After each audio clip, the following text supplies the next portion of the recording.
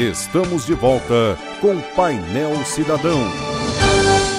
Retornando então com o Painel Cidadão e com o nosso entrevistado, presidente da ABECOM, Associação Brasileira de Defesa do Consumidor e dos Mutuários.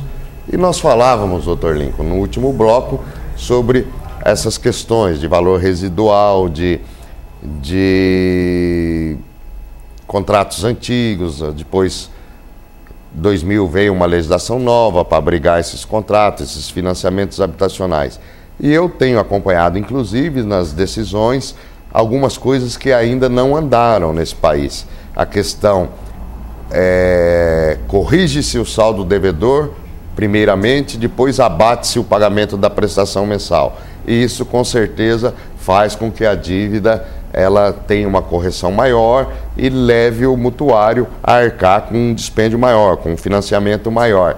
Infelizmente, a Justiça ainda tem agido assim. Aliás, em relação a bancos, a instituição financeira, a Justiça brasileira ainda está gatinhando, porque não reconhecer que nos contratos bancários existem juros capitalizados é uma vergonha do Poder Judiciário nesse país. Isso eu digo e assumo o que eu digo, porque é uma vergonha. Qualquer criança aí que esteja no ensino médio aí, que começa a trabalhar com a matemática financeira, com equação, com inequação, com juros simples e juros compostos, vê um contrato de banco e vê que tem juros capitalizados. É um ano político, é um ano difícil, mas o Painel Cidadão ainda vai fazer um trabalho em massa sobre essa questão dos juros capitalizados. Retornando com o doutor Lincoln, as questões habitacionais. E o que mais, doutor? Questão dos contratos, tem o governo vai às televisões, faz uma mídia violenta, casa para o povo, casa para a população, mas na realidade por trás existem grandes interesses e muitos problemas. Exatamente, deixando de lado os contratos antigos que estão esquecidos, né? Agora falamos sobre os contratos novos, né? Que o governo lançou também o Minha Casa Minha Vida, que é um programa que beneficiou muitos brasileiros, que cortou quase praticamente pela metade os juros do financiamento habitacional, certo? E foi o que alavancou a habitação. Só que junto com a própria construção civil nesse país, né? Exatamente, construção civil e tudo mais. Porém, com isso vem também lá os seus problemas, né? Houve sim o boom habitacional, certo?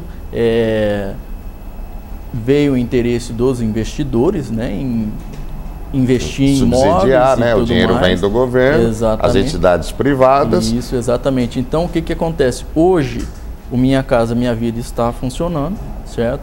O que corre por trás, que eu falei para você, que lá na ABECOM nós atendemos é o quê? É o pessoal, os mutuários estão comprando imóveis financiados através de contrato de gaveta, certo? Contrato de gaveta nada mais é do que um contrato entre as partes. Essas coisas desses projetos federais, Minha Casa Minha Vida, tem uns outros com outros nomes que eu não me recordo agora. Tem um PAR também, que é o Programa de Arrendamento Residencial. Certo. Esses contratos são intransferíveis, é isso? Então, o PAR, o próprio nome já fala, Programa de Arrendamento Residencial, é da Caixa Econômica Federal. Nós, na ABECOM, nós estamos atendendo, isso é um alarmante, o que? Pessoas estão vendendo esses apartamentos, essas casas, desses contratos do PAR, estão vendendo através de contrato de gaveta. Ou seja, nada mais é do que eles estão vendendo um imóvel na qual não pertence a eles. O próprio titular, ele se enquadra no financiamento, no contrato, como arrendatário e não como um mutuário. Então ele nada mais é do que está arrendando uma casa, arrendando um apartamento, certo? E com promessa de propriedade futura. E com promessa, os contratos diz o seguinte, que se ele chegar ao final, o arrendatário tem 3 opções. Ou ele compra o imóvel por um valor na qual vai residual. ser Esse estipulado. PAR funciona basicamente como um leasing de veículos. Exatamente. Você paga a prestação, já está embutido ali um valor residual. Exato. E no final do contrato o imóvel seria seu? O leasing tem a cláusula VRG, né? Valor residual garantido. Garantido, né? Nesse PAR não tem.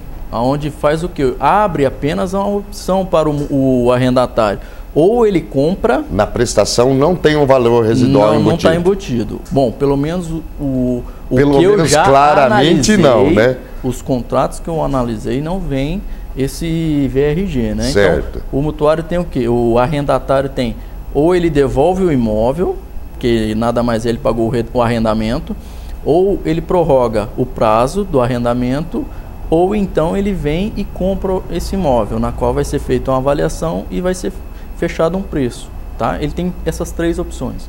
Então, esse par, por se tratar de arrendamento, ele jamais poderia ser objeto de um contrato de gaveta. Na qual uma grande massa está vindo comprar. Houve o boom habitacional... Está se transferindo a posse e não os direitos, né? Exatamente. Uma posse na qual consta no contrato que o arrendatário jamais pode alugar, transformar em comércio ou vendê-lo.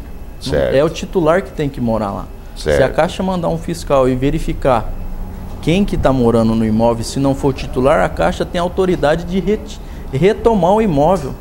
Rescindir o contrato. Rescindir o contrato e retomar o imóvel. Entendeu? Então, esse par, que trata-se de apartamentos e casas, ele jamais poderia ser fruto de um objeto de contrato de gaveta. Extremamente arriscado. Entendeu? Só que com esse boom habitacional, o pessoal primeiro quer saber de fazer a compra e a venda através desses contratos de gaveta e não pede informação. Por isso que a ABECOM tem esse papel, essa finalidade. Procurem suas orientações, traga os contratos, nós vamos analisar, nós vamos dar um caminho para vocês, certo? Na qual você vai verificar se compensa ou se não compensa.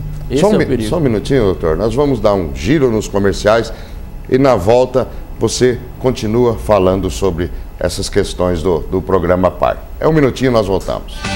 Voltamos em instantes com Painel Cidadão.